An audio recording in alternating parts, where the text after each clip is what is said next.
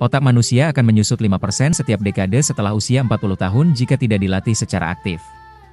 Inilah mengapa belajar sepanjang hayat bukan pilihan, tapi keharusan untuk bertahan hidup. Dunia berubah dengan kecepatan yang gila. Pekerjaan yang ada hari ini bisa hilang dalam 10 tahun ke depan. Teknologi terus berkembang, dan jika kita berhenti belajar, kita akan tertinggal jauh di belakang. Belajar terus-menerus tidak hanya menjaga otak tetap tajam, tapi juga membuka peluang baru. Setiap skill baru yang kita pelajari adalah investasi untuk masa depan. Bahkan belajar hal sederhana seperti bahasa baru atau skill digital bisa mengubah karir kita. Yang terpenting, belajar membuat kita tetap relevan dan adaptif.